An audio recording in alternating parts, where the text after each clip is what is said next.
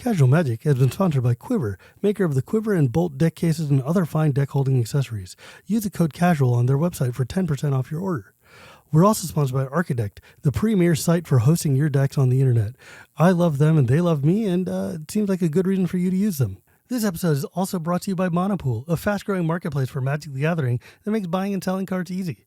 Their optimizer helps you get the best value when buying cards, and their team is focused on making it a great experience for buyers and sellers alike. You can also support Casual Magic directly by going to our Patreon at patreon.com/ShivanB. And now, on with the show.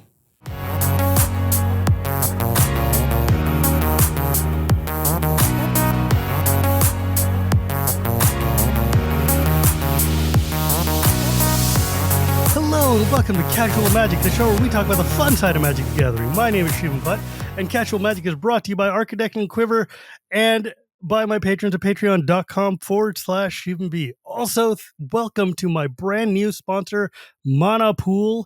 You probably heard about them in the intro spiel or the last episode.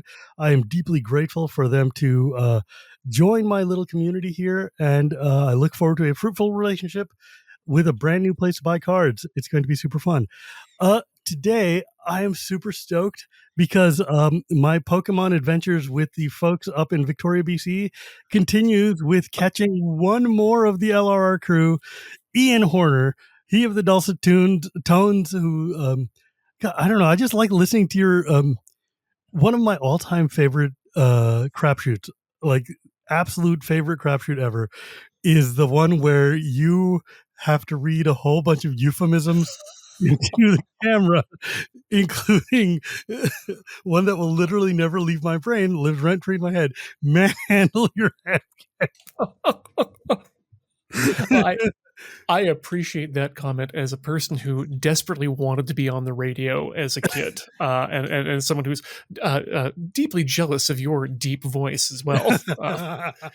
No, very but glad I really, to hear that. Well, yeah, but I like watching your streams a lot because you've got both a great like speaking voice, but also your way of like elucidating and just like kind of like laying out what you're doing and step by step is just so pleasant to listen to, and it's so much fun. And I'm like, oh, this is, even if like that you're building Gundams or some crap, and I'm like, okay, whatever, I'm just gonna sit and watch you anyways because it's a good time. But yeah, dude, I'm very, very stoked to have you on because folks, this is probably going to be a lighter than normal Magic episode, but I don't really care. It's my show. You guys know how the drill works. But so Ian, one of the things that has really interested me is that you have the most maker skills style vibe of any of the folks in that community, and LRR especially, and it really came out through when I was watching Road Quest, which is like probably my favorite piece of content on that you guys have ever done. And like you had a Saab that you named Sabine, and all these cars were just like junker clunkers that were breaking down very regularly, or ill thought out convertibles. And I just want to know, to kind of get us started, what was that experience like for you to drive from Victoria to like the Arctic? Oh, I mean, there's so many points to talk about in that experience, but I think for me, it was just, that was the first major production I'd ever been on with Loading Ready Run in terms of a major production. I'd been in a few crap shots. I think I'd been on Commodore Hustle at that point. I'd been working with them, holding the boom, doing some editing work on the side. In fact, that is my one tangent into Magic. But it was really that was the first big thing I'd done with them, and it being sort of a love letter to one of my favorite TV series, Top Gear, but with pleasant Canadians who are friends with each other. Right. It was a really good change for that.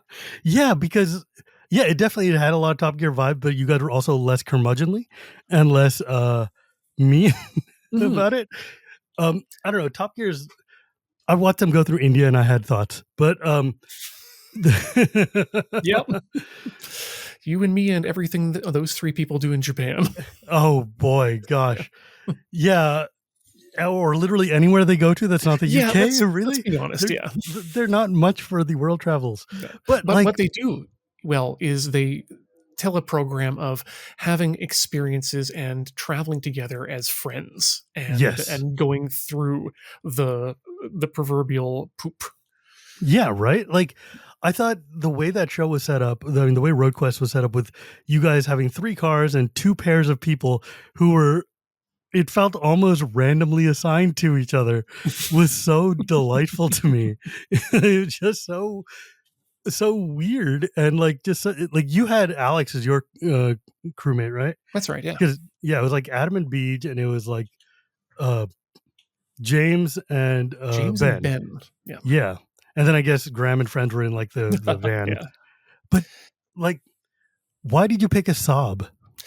Well, you know what, Shivam, I don't think anyone else did quite the amount of looking. Perhaps maybe Beej did, but that was I don't know anyone else who did the amount of looking out, even outside of the Victoria areas I did, on cars that would be interesting. And so I had this list of, okay, it's got to be manual, it's Oh, got to be before a certain time, and then to be honest, that narrows things down quite considerably to yeah, the it's like there are not a interesting lot of cars. manual cars anymore. It's like No. and driving a stick shift up through the Yukon seems like a challenge I'm definitely not up to. I'm surprised you didn't find some weird Czechoslovakian car or something to, like, schleck So around in. I did run into a K truck as a possible option Oh god. and thought that might be a fun thing to do. But the other option was, I think, one of the, oh god, I don't want to talk too much out of school here, but I think it was a Pontiac that was made by Mitsubishi. The reason I wanted it was because it was the tiniest. It wasn't the Fiero, but it was oh god, a fire. You have the Firefly, I think, Whoa. and it had all-wheel drive at the time. And I think What? it was literally a K car that had been imported from Japan to That's North so America and then weird. put a larger engine into. Oh my god, dude. When I lived in Japan, 'cause, I lived in Nagasaki for a year, and, I was a jet, and one of my friends there, he had a car, and he had a K car. It was like a yellow yeah, it was a yellow plate, but Yeah, it was like, you would look at this thing, and our push mower back home had more, like, energy than this car did, yeah. but it worked. I mean, except for, like, the one time that we took a wrong turn and drove headfirst into a rice paddy, Oops. which Yep. was let me tell you, when you've got a 2-cylinder engine, trying to reverse out of a mud slog rice paddy at 2 in the morning, not the best feeling in the world. I mean, depending on your condition at 2 a.m. in the morning, walking into a rice paddy, guilty as charged, can be Did just you as difficult. Yeah, dude. Oh, I I had once I was driving home from I mean, I was biking home from my elementary school, and it was, like, very late. I'd been up at the school doing, I don't know, whatever school crap was, and I was taking my bike ride and I was listening to my iPod and I was just lost in the sauce. And I literally skipped a rock and my bike went and I nearly took a bath in a paddy full of fresh rice. And I was like, I don't know what gods were looking after me, but I definitely did not come home wearing the paddy, but it came real close. That's yeah. It was gnarly. Oh my God. Did you live in Japan? I did. I lived there for 2.5 years. Didn't make it on the jet program. I was a jet alternate the year Mm, before, and thought nice. to myself, you know what? I'm not. I'm done waiting. I'm just going to do it myself. And that's actually, if I can have another little tangent, an interesting story about driving as well. Yeah, hit me. Down from so we used to do a lot of improv. Beach, myself, Corey, Ben. We I were was all part of getting to that. that because that's like Yeah. your origin story, which I thought was really interesting. But yeah, sure. Yeah. Uh, are you're not from Victoria, right? No, I'm not from Victoria. No, Yeah. was born in Calgary and then moved quickly to just north of Edmonton in a little subdivision called Namao, which is subdivision's Grandview Heights. Mm. Don't dox me, please. Yeah. But Namao is the nearest municipality, and by municipality I mean 2 schools and a general store. North of Edmonton is like really north, isn't it?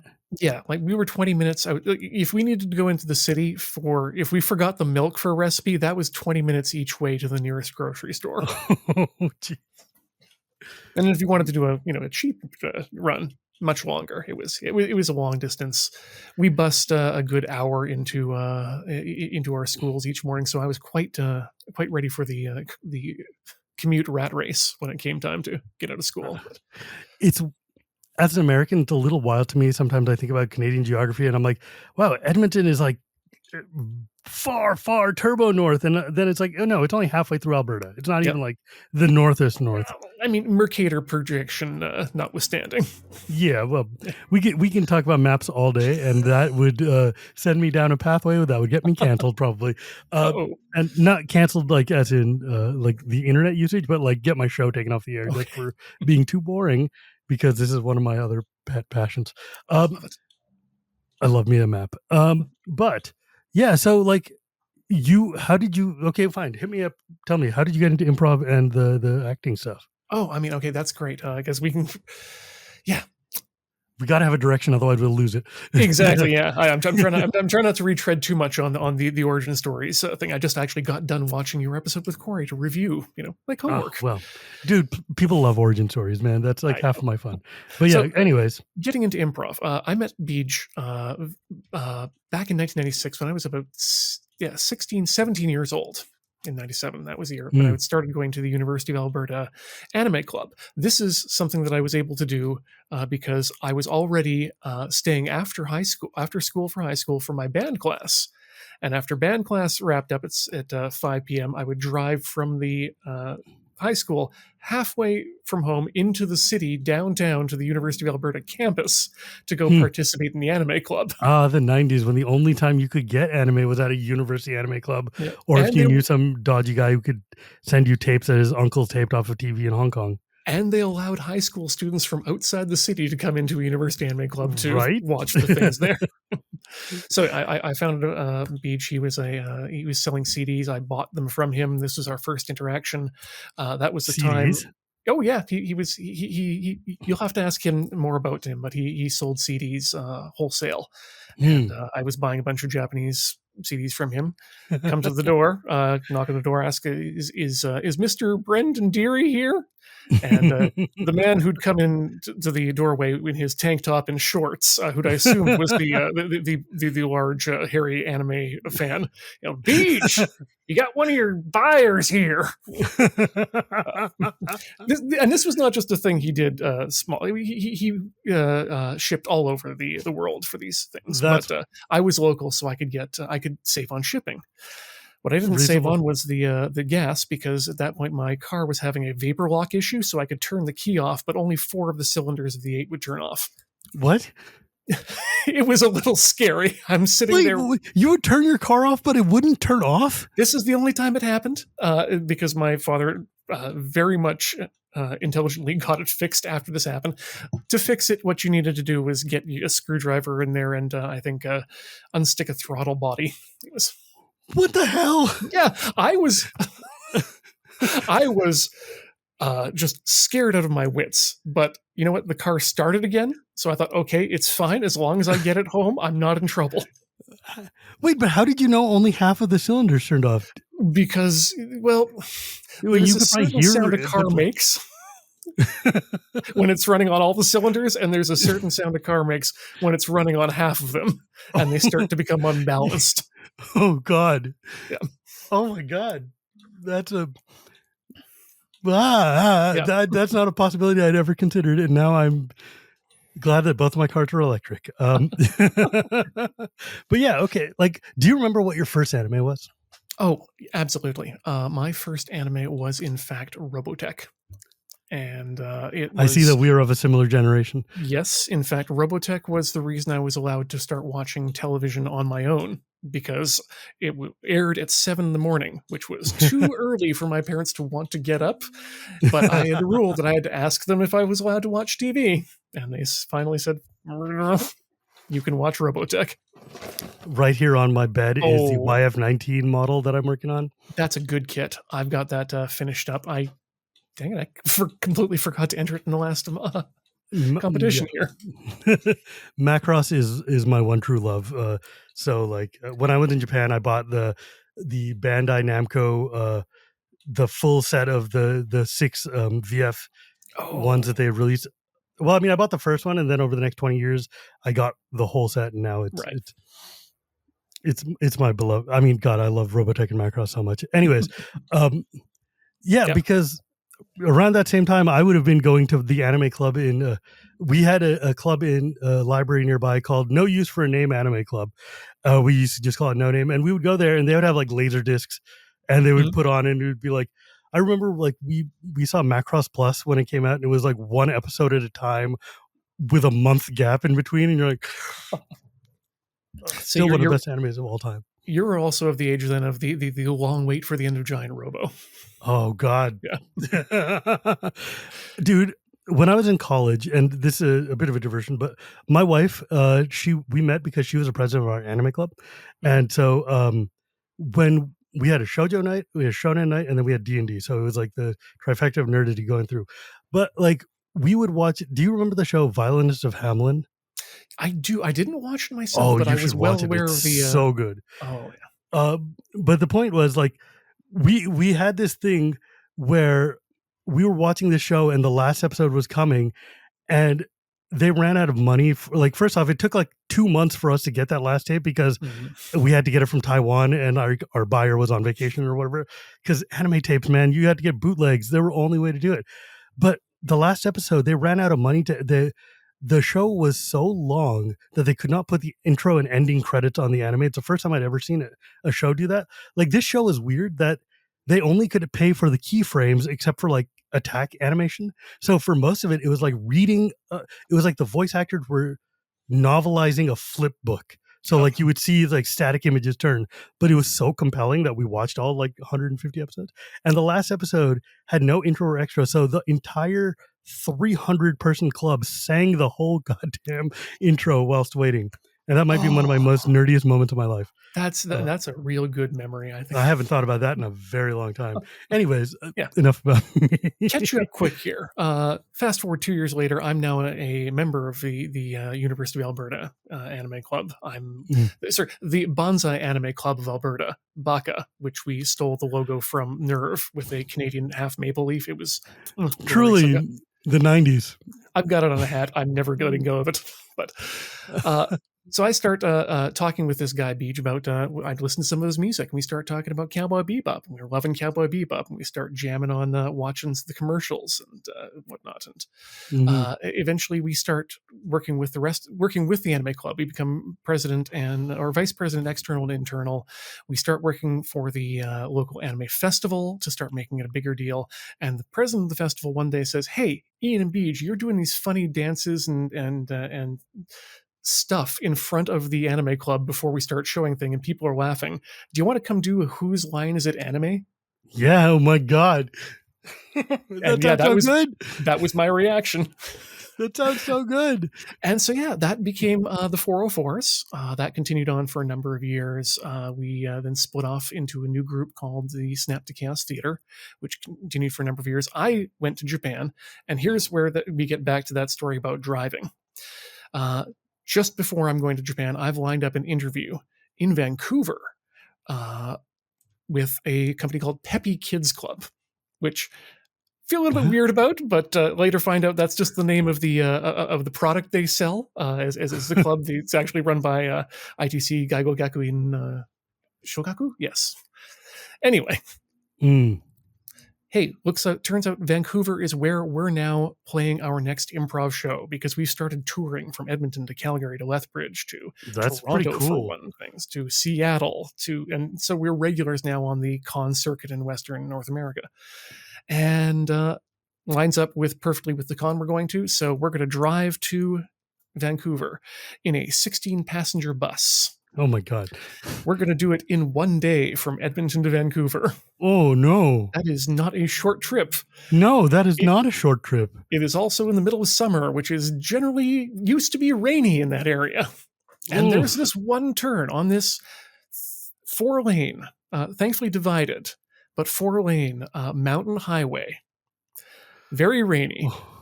Big, long curve, 110 kilometers an hour into a tunnel. Oh no. Are we initial D'ing over here? What's going on? It is everyone in the car is asleep. I am listening to Leo Laporte's This Week in Tech in my headphones as the back end starts to sneak out Oh, from me. no. And thankfully, this is a 1990s GMC Vandura, and therefore has rear wheel drive. So Oh, I'm Jesus. able to hold it and pull it in. That's a terrifying thought. Yep. And it's one that I like to remind my friends of every time I can. Oh, Jesus Christ. Hey, You remember almost the time when died, you but like I saved it. fishtailed a bus? Oh my God. It was that, and then inadvertently, because these vans don't have rear view out the back end, and so Mm, I'm driving this van because it's the only van I have from the University of British Columbia to downtown Vancouver in order to mm. make this interview. And I cut off what I note are diplomatic plates Uh, on a Toyota Crown, Toyota which is Crown. not a a vehicle that is used by many nations except for Japan for No, their it sure isn't. yeah. So thankfully that didn't give me any any benefits, any points off on the interview.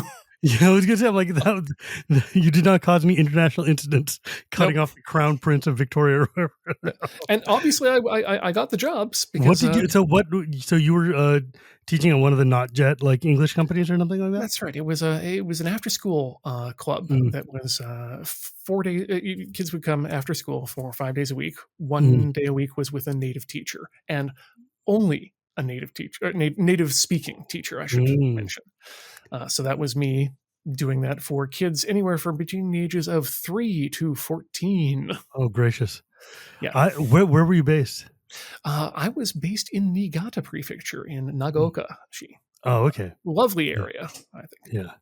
I got lucky. Like my girlfriend, my wife now, like she was a Japanese major and super gung ho on going, and I was just vaguely I had nothing better to do, and like I was working at One Up and at EGM at the time in the video games industry here in San Francisco, and she was like, "I'm going to apply for Jet," and I'm like, "Well, I guess I'll apply for Jet too. I'm enough of a weeb, I can do this," and I got in and she got alternated.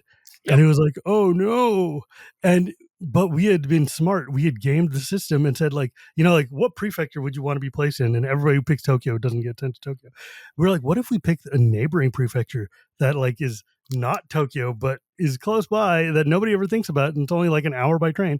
So we picked Ibaraki, and I got in and put into Yugasaki, which is like an hour north of Mito Station, and then she got accepted. She was alternated, but her alternation got taken, and she was put into Mito, which was like an hour north of me.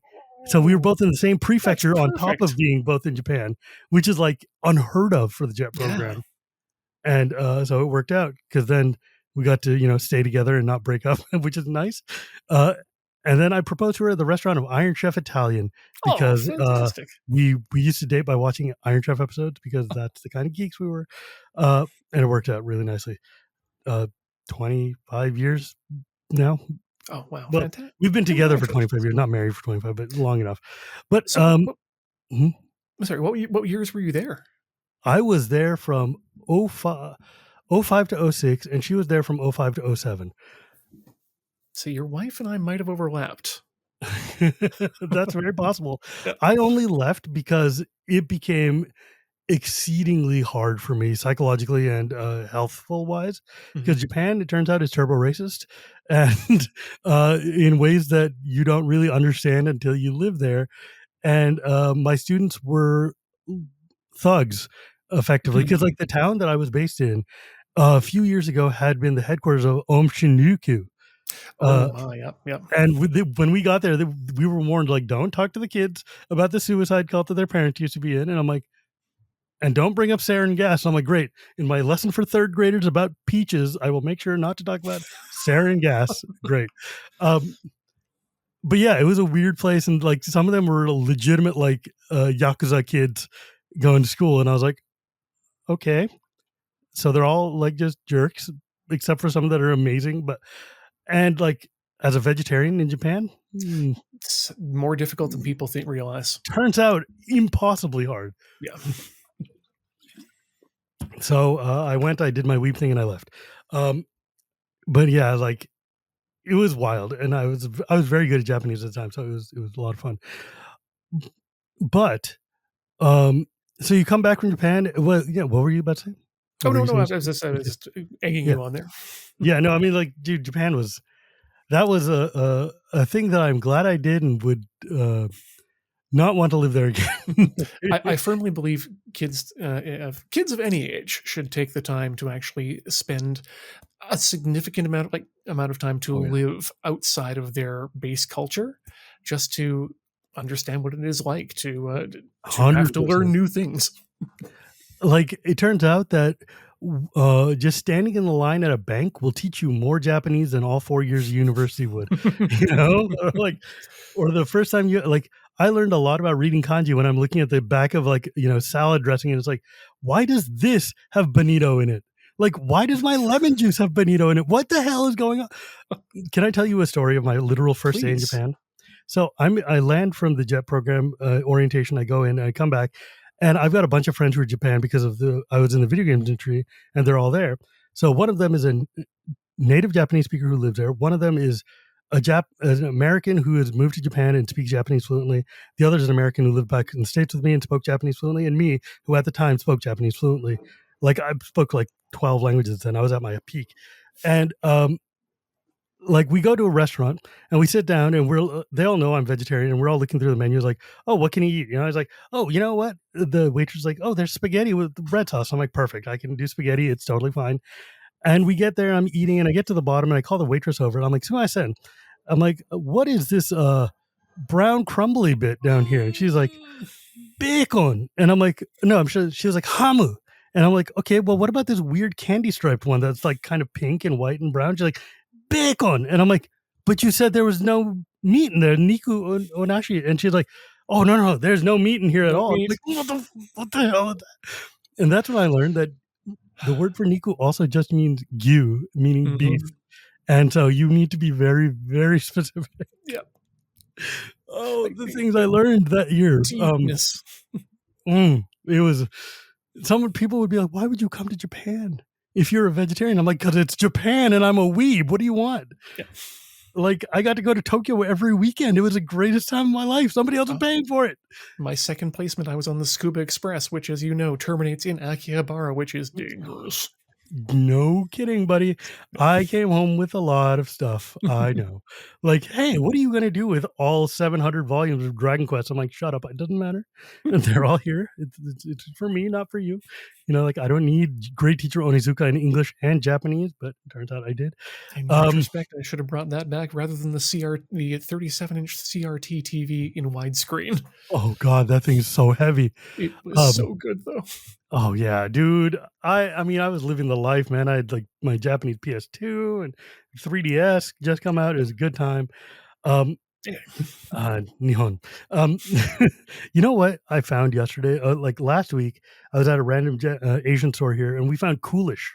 Did you ever have Coolish when you were in Japan? I did, yeah. The little It ice was cream. For those of you guys at home, coolish. Coolish. It's basically a scoop of ice cream that's inside of a foil packet with a little twist top, and you're supposed to squeeze the packet and heat it with your hand, and you suck out the ice cream that's inside, and it ends up being kind of like a very thick milkshake of some sort, or like Yeah, ice cream, slightly meltedy. like a soft And serve. Yeah. yeah, soft serve, but you have to have like god tier lungs to be able to inhale that. But yeah, dude, they had them like here in America, and I was like, I haven't had a Coolish in 1,000 generations, and I'm going to just and it is as good as I remember it being. So that made me filled with joy. Mm. Um, so one of the things though that these days you do the most that I see is there's a show called Tinker Tailor Soldier Fry, which pun I generally deeply appreciate. Not soldier, solder. Thank you. And it makes me laugh every single time. Where you basically sit and come on and like do whatever you feel like. Can I you help tell us on this? Like, I, because I love I, that show. I like to think I do a little bit more than just whatever I feel like. I've always billed the program as a let's try program, mainly because when the show started back in, God, I want to say 2017 is when it around then. Um, there was a lot of let's plays that were going on, and I didn't want the idea of the let's play in a video game sense is more of a let's watch a person play through a video game from start to finish, and from start to finish is the idea. that you're going through this whole journey of a video game. And I think in what I was trying to do was eliminate the idea of success Mm. from the equation. I come from a 4-H background. Are you familiar with the That's like organization? a farming thing, right? Or That's agricultural? oh boy, here we go. Because that's the first thing we learn in 4-H when we're not the farming kids is guess what, 4-H is a lot more than just agricultural system. When I was going through it was I had the chance, well, I did small engine repair to start with, which was Mm. amazing. I did amazing introduction to that. Sewing, cooking, Mm. because I thought the girls would like me if I could sew and cook. Reasonable. Turns out, yeah, didn't really work that way, but didn't really also matter. Yeah, but it Pho also helps you in the grand scheme, just on a personal level. Yeah, exactly. But photography was another option that you could take projects in. Animal care that wasn't agricultural related. Rocketry was an option, and now they've branched out into all forms of computer-based programming, Arduino's, robotics, what have you. It's more of a kids leadership and skills development program than anything else. Because one of the things the club asked you to do, in addition to doing your project, was you had to do a public speaking competition, or you had to get up and do a speech, or you had to do a demonstration where you got up and demonstrated something while publicly speaking in front of people, and you were graded by judges not necessarily on how interesting your topic was. I mean, that was always a fan vote, Mm. but how clearly you conveyed your concepts, how well you presented your topic, etc. I mean, that definitely comes through in the things I watch you in today, which is very. I mean, by today, I mean this era that we live in. Um, I don't know why I felt the need to explain that because I think you understood. Oh, It's late. But more than that, it's just like, yeah, that definitely comes through in your style, like in terms of just like, because I remember the first time I flipped on one of those things, you were like, I am going to be fixing this PlayStation 2 controller. The next time I turned around, you're like, I'm making sashimi or something. And I'm like, what the hell? What is what's the through line here? And the through line is like, it feels vaguely like one of those shows you would have seen on Nickelodeon in the early 80s of like the sciencey type things, like not necessarily where like it's, or even like the comical ones where like you come in and like the guy's got smoke coming out of his hair and like, well, I guess I won't stick the battery into the 7-Up next time, or except you don't light things on fire, so it's much more conducive to your health, I guess. thank you for saying that. That's a couple of things have become on fire, and that suddenly became a meme for the show that was clearly unearned. But We're gonna need another Timmy. yeah, Um, but but yeah, like I think I just like, as a person who goes to sleep by watching YouTube videos of people building things or making things or cooking or carving or whatever, that your show is basically right up my alley of things that I enjoyed. I was like, I keep telling Grandma, like, you need to fly me out there so I can do a Tinker Tailor with you because I want to totally put things together. you're 100% welcome, whether you want to tinker, tailor, solder, or fry. And I know you Yeah, have well, some good. I these days I find myself more on the cooking side. Like today, I harvested 45 pounds of tomatoes from my backyard and then made soup. Lovely. And like uh, I made 16 jars of peach jam over the weekend and 12 jars of strawberry jam. Cooking is my jam. No, Oh, I oh, completely understand. oh. Yeah, but anyways, there was I had a question about more specifically, and this is a question that is actually maybe even the most specific I can get. You've built a lot of Gundams, right? Mhm. I think I've built a number of Gundams. Gunpla. Yeah. Yes. Yeah. Okay, so my son recently gotten into Gunpla, and he was trying to put together a knee joint of a thing, and he put the joint in backwards, and it snapped, like the little Mhm. joint that would connect the leg and the thigh. Is there a way to fix that, or is that just a go on eBay and try to find another knee joint? So there's a couple options there. Especially if it's one of those joints that's very commonly broken by other Mm. people. I've noticed recently that there have been a lot of companies on AliExpress. Aha. I mean, I'm starting to say it's a bootleg issue, but no, it's not, because Bandai doesn't sell replacement parts that are No, they made of don't. metal. Mm. That's the difference there. I think Yeah, I mean, look, these that's not guys very already far have at the that point. molds for everything, so like Yeah, Bandai's not going to sell it, and yeah. someone has to. So that's an option, but the correct option, I think, that you're looking for here, in terms of what you would do in modeling is, yeah, absolutely, there is a way to fix that. You're going to need some thin Tamiya cement to eventually bond it together. You're going to need a pin vise, which is Mm. a small drill, and you're going to need a small drill bit matching the size of some brass rod you're going to buy from a hobby shop. Oh Jesus! And the Maybe idea I will go to AliExpress. it's no this is actually a very common thing, and that will Uh-huh. it fixes a lot of joint breakages. You drill into the part on both sides straight such that they Mm. match. You do some measurements beforehand Yeah. and line things up, but you push the pins in, you put in the Tamiya cement, and the pins provide not just a little bit extra strength to the part, but also make sure things line up properly. Because when you push Mm. those things together Mm. with the cement, it's melting, it's chemically altering the Yeah. plastic so that it is a full bond and just as strong. That makes.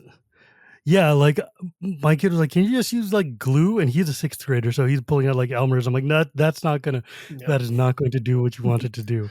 Well, the thing is, the best thing about the plastic cement is it kind of does what a sixth grader thinks glue does. Like it does that proper weld together, and if it breaks again, it's a break. Yeah, but I was just like, I was a little astonished that the pieces were so thin. But I mean, I buy models that are pre-made, so I can just transform them. I have not been a I don't have the hand-eye coordination because my hands are shaky when I Mhm. try to like paint minis or whatever. So I've never gotten into model making, but I do appreciate watching people make models because it's like that's so hard. Except for these are just Legos with a fancier paint job. Um, oh goodness gracious, there was a question. Oh yeah, dude, the other thing you do. Oh, I'm sorry. Were you about to say No, no, something? no, go ahead. Yeah. The other thing you do that I really, really enjoy is the Le Mans, the 24 hours of Le Mans that you sit and drive with like what game are you playing? Dakar or something like that? Like We bounced back and forth between Project Cars 2 and Assetto Corsa. yeah, like And Project Cars 2 when I want a proper simulated race with proper cars and tires, etc. And Assetto Corsa when I just want to mess around and have a wacky race this time. I mean, I love the idea of you just sitting there and trying to emulate all 24 hours of going around this stupid track on a PC where you're just like here for the next day. It's just like, Mhm. well, and that is like because like the Le Mans race is nutter butters. Like that's Oh yeah, already just insane. there's a reason that they require people to have teams of three. Require teams of three Yeah. get through. I don't know. I've never watched one all the way through because it's 24 hours of watch and it gets real dark and it's pointless. Mhm. But I do enjoy watching you suffer through that because it's a nice thing to know that I can just turn it on tomorrow morning and you're still going to be there. Well, it all started when Cameron from Loading Yes. Ready Run started talking more about how he enjoyed doing 24-hour streams and hadn't done one in a while. He still hasn't done one since, but it was just a thought that you know what I kind of want to do. I'm young in this streaming game. I want to prove myself. Well, how do I do that? Well, I know a 24-hour stream I could do. I can do driving because I've always wanted to do more driving on stream. Sure. And so yeah, give that a try. 6 hours in, the wheel fails, and Oh no. or when it's not the wheel failed, it turns out that you can't really adapt an Xbox 360 wheel to a PC and expect it to work properly. So Mm. then the wonderful magic of the Loading Ready Run community kicks in, and Texan Reverend engages various members to go out and buy me a new racing wheel in the middle of the race and hook it up, and we hook it that up. feels that feels very in line with the way a Le Mans race would work, though. It's like, oh, No, my it car is. is falling apart. Let's quick jerry rig it back together in the middle of the Yeah. race. Quick, need a sponsor. Who's there? But yeah, that kind of give me the boot to maybe do it a second time. And now we're coming on, I think, the ninth or the 10th Jesus. year. And in addition to the race I do for the 24 hours for the past 9 years, I also do practice every now and then. And of course, Oh, I have God. to do test races, not the full 24 hours, but the hour. Yeah. I think I've spent more time on that track than I, I wonder if anyone else has, because I don't know how many repeat Le Mans Yeah, because racers most there people will are. do it once and be Yeah. like, "Yeah, I'm good." It's not going to be like, "Oh, well, here I am 10 years in 24-houring that thing." Yeah. So if 9 years of my life, not 9 days of my life, and most people, when you say I've spent 9 days on a track in my life, they think, oh yeah, you go in, you do your 3 hours, you come off, you drink some beers, you go have dinner.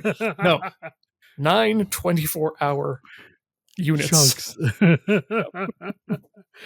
S- there was when I was early on in my video games era, in my video game journalism era, I used to like work at PC Gamer or nearby the guys. I worked in the cubicle next to the dudes at PC Gamer when I was at PlayStation Magazine, and I would talk to their reviewers who were like dedicated sim heads, and they would say like, "Yeah, man, these Russian guys have built these versions of like." Flight and car sims where you can see each individual rivet and it's like modeled as precisely as you can humanly get on. You need to have a system that's like turbocharged to even run this damn thing. And Mm-hmm. I don't know. I miss when Sims were so all encompassing. Like when people would just be like, "Yeah, man, this is like down to the specific blueprints of this, whatever vehicle that we're driving." Oh, you got to get into the Assetto Corsa mod forums. Then that's where all that stuff lives. I think I don't have time for another addiction. Oh man, I because I used to play flight sims all the time back in the A10 Tank Killer days, and then Mm. later. And Oh, God, that game was so much fun. That game was uh, so much fun. I don't know. Um, I think we might have been on different sides of the platform wars. I'm thinking A10 Attack. Is that different from A10 Tank Killer? yes, I played Yeah. A10 Attack as well, but that A10 Tank Killer was. I mean, I don't know. For some reason, there was an era where people are just like, "What if we just have bombers? That Yep. would be cool." And I'm like, "It was," but like, yeah, I played a lot of those. I played. Now I don't know why I'm thinking. I've just been thinking about EGA games lately because I fired up Civilization 1 the other day to just show my son what we used to have to play. And it was like, hey, remember when everything was 4 colors and it was cyan and magenta? Yep. And moving to 16 colors was like a life-changing moment. It's like, what? They have green. What do we do? Um, yeah, and he's like, "No, Papa, this is not okay." And I'm like, This is "No, not fun. no, it's not okay. This is what we dealt with. This is how we suffered." Um, anyways, so yeah, but like, this is not your day job, though, No, right? no. Like, because like a lot of the folks at LRR and stuff, this is what they do, and I've noticed like you're on sporadically, but you're not, and like on weekends, but not necessarily like you're not like core cast member doing this all the time. What do you like? What did you train in school? Not core cast member, just not Well, I there mean, on I a don't mean natty that in basis. I mean in the sense of your entire income does not derive Yes. from Uh, playing video games. so I mean, my schooling really does inform some of my trajectory. I went through University of Alberta, started in engineering as That makes sense. I was a young, wide-eyed kid who wanted to make giant robots. So I went to engineering to get into mechanical engineering, and then very quickly discovered that's not how this works. Yeah, it And turns out like the first time you see Pacific Rim and their feet are moving, you're like, that sliced right through the planet, buddy. Like your yep. feet don't move that fast So because that would. I am I'm happy that I took as much as and in fact it was in my engineering year I had to fill out my last year of the engineering school with science classes, and the most important class I took in university was one called the history of physics, which is Oh, that sounds cool. yeah, it was a course that charted the history of physics from for first experiments back in the Greek ages through Copernicus up to the modern day, and introduced me to the wonderful series that is Connections from PBS with James Burke. Yes. And that just immediately imprinted upon me. But after that, wallowed through university, mostly working with the anime club and becoming a psychology / East Asian studies major up to the last year when I realized I couldn't take 2 years worth of language in 1 year. So I became a minor in East Asian studies and a major in psychology. So stop me if you've heard this one. Mhm. I started college as a dual major in biomedical engineering and computer science, Mhm. and I graduated as a an English major with a minor in East Asian international relations and East Asian studies and Japanese. So I feel Yep. I understand the Same trajectory hat. you've taken. Well, the trajectory, those degrees have done nothing for me. Kids don't Sure go to school haven't. to learn skills, and the skill I learned was PageMaker 6.5 in the basement of my dorm room when we were laying out the first, I think it was the Animathon 5 guidebook. Hmm. And then it just went Page. from there. I kept doing page layout. I kept doing designs in Illustrator, and when I came back from Japan, needed to find a job. Had an ex girlfriend who knew that I knew InDesign and said, "Great, we need someone in communications who knows InDesign." That got me a job with the Métis Nation of Alberta, which got me through to finally being able to move out to Victoria. Worked at Elections BC for a number of years, which was fascinating as a That's communications cool. person. Yeah, I got to do a ballot layout, which was That's absolutely actually an fascinating. insanely important task because, as we know in the States, people like to shenanigans the layouts of ballots all the time. And it Oh, turns out, up here too. I mean, you may have heard of the longest ballot committee with 256 names on the last ballot to oppose the conservative leader up yes, here. I do remember that. Oh, yeah, yeah, yeah. I remember that like from like the last election cycle. Yeah, so Oh, I think that's great.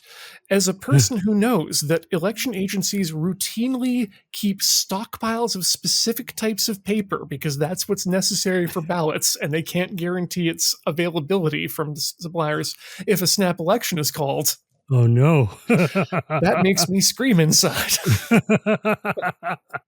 Anyway, that job continued until they said, "Hey, you're a communications person. We want you to start writing more." And I said, "That's not why I'm here internally." And found another job with another small group within the Ministry of Education, where I get to do video editing. I get to do page layout in documents. I've in fact laid out the what do you call it? The trades manuals Oh, for cool. carpentry and a few others. So it's That's nice being fun. able to know that people in BC who are getting educated are like physically touching things that I've worked on. That's sweet. Yeah. That so wait, how did you get from Alberta to Victoria though? You just well, why did you decide to move? I mean, deciding to move was easy. I was sick of Edmonton winters after coming back from Japan. They Yeah, are terrible, and it's so not great. I looked at where are places in the world that have an average temperature where I can wear a long sleeve shirt every day of the year, and it turns out at the time that was Glasgow, Scotland, and Victoria, British Columbia. And I have no reason to move to Victoria. Why would I do that? Oops. Here comes us going to Vancouver for another improv session. And I've just discovered this fantastic group of comedians on the West Coast called Loading Ready Run. Mm. And so trying to, seeing an opportunity to cross promote between our two audiences. Hey, Graham Stark, would you like to, via email, join us as a guest on an improv session? It's kind of like Whose Line Is It Anyway, but with anime. I'm And surprised you so guys haven't done that at LRR. uh, we during the Loading Ready Live, we Oh yeah, I will guess I occasionally do a never watch number on of Saturdays. yeah, So that's fine. I don't even yeah. watch half of our stuff either. Well, it's like my There's so my much my of it. family has a tolerance for how much streaming I get to watch, and Saturday nights are family time. So I'm like, okay, fair. I will lay off the internet. But yeah, Yeah. that makes a lot of sense. And then what you decided to just stay? So, well, no, that was. I mean, Graham and I meet literally on opposite escalators, and we start walking backwards on our respective escalators to continue the conversation, shake hands. I tell him to show up for the rehearsal. He starts by doing the Spock "I have and always will be your friend" bit across this glass door, and so immediately we've got this little connection. Like, okay, I know these people. We're gonna get along. The show goes great. We go to a party afterwards because it's an anime convention. There are Yeah. raucous parties. We have a lot of fun, and on the way out, Graham and Kathleen turn around to us and say, "Hey, Ian." Corey, you both need to come to Desert Bus, Ah, and that's how it happened. We go to Desert Bus. Takes a couple of years for us to go get so you there. and Corey were together at this point? Yes, yeah, that Hmm. was I think 2014 around that time. Wow, so recently. No, I mean, that was vaguely recently. 2009. Yes, Okay. it all happened very quickly actually. Yeah, that's kind of wild. It's like it feels like also the pandemic has shrunk my notion of time a lot, such Oh, that I don't recall that. Oh yeah, that's like a decade ago. That's not yesterday. yeah, Um, I said to someone yesterday, 2025 has been the worst 3 years of my life so far. They said, yeah, but you have to understand that 2020 lasted 5 years too. So yeah, it's right. Like, seriously. Oh god, dude. Ah, but it's just I don't know. It's wild. We have such similar trajectories. I'm like, oh look, but the difference is you're actually good with your hands, and I'm not. I mean, that's right. You listen to my program. Yeah, I mean, well, like, because like when I was a kid, because I grew up here in Silicon Valley, so obviously, like, we used to tinker with our computers and stuff all the time. And my best friend at the time was like very much a hands-on guy, and like I was like very good at hardware, so I built a lot of computers, and we used to solder things and make pathways and do weird stuff that hardware is not supposed to do. And I spent a lot of time with the engine of a Corvette 69 on my chest while he was hammering things on it, because I was like the dude holding it up the block, and Oh I'm no, it not my favorite moments of life. Those things are no. very heavy, um, especially when someone's swinging a very heavy like hammer to get some stupid thing. Yeah, they Anyways, call it a big uh, block for nothing. yeah, dude, I learned a lot about technology and tinkering with things. Um, but I did just get a stained glass maker from my wife's grandmother, so my grandfather. So I'm going to try moving into that craft because why the hell not? I got nothing else to do. Um, Fascinating. yeah, dude, stained glass is sick. But he had like all these tools and stuff, and he passed away, and it was like, I'll take them and figure it out. Why not? Because like craftsmanship is so much fun as long as you're okay with just like whoopsie doodling once in a while, and then picking it up and doing it again. You've hit the nail on the head there. Well, Is yeah, what? because you had to miss and hit your thumb a Yeah, bunch first. that's but that's what the show is all about for me. The slogan of 4-H has been "Learn to do by doing." Mm. And initially, Tinker Tailor was all slogan was "Ever forward, never learning," and I never liked the way that came out because it's not right. It's not what I'm trying to promote. It's not what we're doing. What we are doing is learning out of spite because we're there to understand that we're here to try something out. There's no guarantee of success, but the thing is we can try it, and if it fails, we can try again, or we can Yeah. decide it's not for us. But the point is, don't let not knowing how to do something get in the way of you trying something that might be fun. Yes. One of the things I've learned from baking a lot, because I make a lot of bread and I do a lot of like messing with bread recipes and sourdough and whatever, is that if you whiff on like your percentages or on how long you let it like prove or how long you soak the grains or whatever it is, and you bake it, at the end of the day, you've still got something you can eat. It might Mhm. not be great, but it's still food and it worked and it's edible, and it's next time you just mess with it a little bit so that it doesn't deflate itself while you're cooking, it'll be fine. Yeah, It's like, if you got a broken appliance that's effectively garbage, crack it open, see if you can fix it. If in mhm, the end, if you don't fix it, it's still garbage. right. You didn't And lose if you anything. do fix it, great, you got a new TV. Look, Yeah. when I was a kid, my best friend, his dad had a workshop in his basement. We would go there, and every like now and then he'd be like, "Hey, I've taken this lawnmower apart. I want you to put it back together again." Or, "Hey, let's figure out why this TV's got static in the CRT." It's like, Mhm. let's take the CRT apart. That's not a good idea. I don't recommend that. However, it was really neat to do one time. you know? Um, and it's just like, I mean, a lot of the appliances and stuff these days, you don't get they're too digital and don't have enough like analoginess to be able to mess with. But I do enjoy taking a lawnmower apart and being like, I know how to do this now. Um, Mhm. yeah, man, building things is fun, and that's why I enjoy your shows and stuff. But also, you do also like the Corp line voiceovers and stuff too, don't you? Yeah, we do. Yeah. I've got a number of characters on Corpline. Yeah, I love Corpline is Corpline. just It's so much fun. a improvised ball of waxy fun. It is my favorite. Yeah. Okay, so I do need to obligatory mention Magic at least once or twice in the show. Have you Yes, played Magic? I have indeed played Magic the Gathering.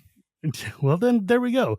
Um, like I noticed I've seen Corey do a lot more stuff with like the loading ready run Magic stuff, but I haven't seen you do a lot of the Magic stuff. Is it just not your jam? Because I know you play a lot of D&D or the whatever the RPG du jour. I do all sorts of things. Warhammer right now. I've actually recently gotten into the Gundam card game, but Oh God. I was I was into Magic for a while, and I think it's a note to people in the communities to remember that there are people out there who don't have the vast knowledge of the back catalog of all of the cards that You're talking to a exist. man who does a show with Wheeler where we go deep into said back catalog. Which is why I don't talk Magic with Wheeler much. Oh, I can barely hold my own against it. Well, I talk to him about films. That's hard enough. But that's not to say it's not an enjoyable game. And I did enjoy playing it. I do enjoy playing the occasional Commander game. I've still got my Mer battles. I liquidated most of my Magic collection a while back, and still kept my Mer Battlesphere deck because I thought that was way too much fun. And I love the little robots on. It's the what the hell is it from Teenage Mutant Ninja Turtles? The battle bot. The Terrordrome. That's what it is. Yeah, because that's exactly what the Battlesphere is. It's exactly Krang's Terrordrome thing, which makes little mousers. I don't know why I have not gotten the mirrors to be to have somebody just alter them into mousers, because that would be sick. It's like, just a couple circles away, honestly. Exactly, and make them look like they come out of the TMNT arcade game. Okay, but also TMNT Universes Beyond when? Oh, that would be so good. Like, I took my son to see the original TMNT because it came out in theaters recently for the 35th anniversary or whatever. And it turns out I still know that movie by heart. And Raphael is still as much my boy now as he was in 1990X. But yeah. He's cool but rude. You can't... give me a break.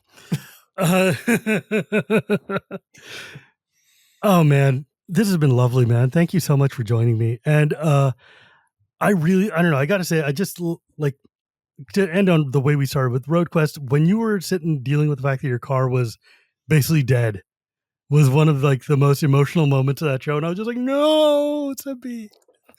It was so sad. Like you couldn't, like between you and B, it was like, it was funny because the other guys were looking at you like you were talking a different language when you started getting into real nuts and bolts car talk. And it was just like delightful to me because I love listening to people talk in true jargon with other people who understand. And so it was awesome to watch you guys try to figure out how to fix these literal boxes of deadbolts. That part to me, as someone who's especially been getting more involved in the production of the crap shots lately, I love doing the pre-recorded stuff. But when Sabine died on the highway, and you're saying it's such an emotional moment, it absolutely was, because I was sad for the car to go. But inside my mind, I'm thinking, this could not have come at a better time for the production. Oh my gosh. It was so good. Lead up to the climax before we get to the Yukon is couldn't have happened. Couldn't have happened better. What was your favorite part of that trip? Buckle up, chuckle. What did I say? Oh, back God. on the y'all need to go watch RoadQuest and watch it on your big screen TVs. It's in 4K and it's so pretty. It's just like the drone work in there is just so good. I don't know. I think I've talked to everybody who is involved in that now because I just love that show. Shout out to director of photography Jason Shinnick. I'm sorry, Emmy Award winning director of photography Jason Shinnick for those amazing shots in that show. Yeah, it was beautiful, man.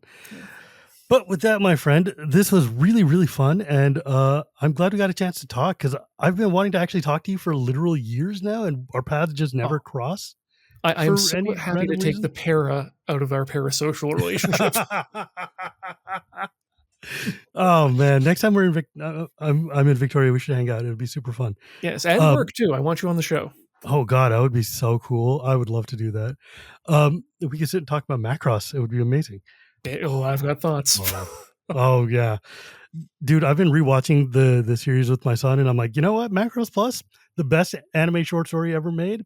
The rest of Macross, it had really good soundtracks. I love the idea of Macross. I recently rewatched the first series, and it Yeah. is a beautiful memory, I think is the best way of putting that show. If you want my top Yeah. Macross, I love Macross Plus, but Macross 7 is just it's the G Gundam of Macross, and I don't like G Gundam, but I love Macross 7. I've been watching Macross 7, and it's just like, wow, I do not remember how goofy this was. Oh, and a slog. What a slog it is. It is a slog. Anyways, my friends. Next time. Yeah, next time, dude. So if folks wanted to find you or your shows or anything like that, where could they go? Oh, you can find me over at tilty.house. That is a valid URL you can put into Tilty House? Tilty House. TILTY.house or tiltyhouse.com. I do own Titty House if you do mishear me and need to mistype it. It happens a lot. You know what? That is foresight. That is some intense foresight. Yes. There's a story behind it, but that's for another time. But you can find everything I do and Corey does on the internet linked from there. Lovely. And like, do you do the rhythm game show? No, or is that? Oh yes. If you're on, if you're looking at Loading Ready Run, we do Tinker Tailor Soldier Fry is every 3 weeks on the Loading Ready Run Video Entertainment Network. Sundays at 4 p.m. Pacific is Rhythm Cafe, which is my other regular show where we play a bunch of rhythm games. And recently we've been jamming on Claire Obscure. I forgot that, like, because like when I was in college, I was a hardcore DDR head and Bimani head. Like I was one of the people who ran the community in Sacramento for a while. So I was like, oh, we could have totally talked about rhythm games for like an entire hour, I think. Oh, absolutely. Osatsuki Oendan, man, one of the greatest of all time. Absolutely. No, I am not backing down from that statement. You are correct 100% of the way. Yeah, that game rules. Anyways, with that though, my friends, as always, you can find me on Blue Sky at Shivam Bhatt. You can find this show anywhere podcasts are sold or at YouTube every Tuesday. Thank you to my editor, Dan. And you can also hear me on Shivam Wheeler Love Magic or on the Chronicles of Dragonlance podcast. And remember, my friends, it's not magic without the gathering, and we'll see you next time.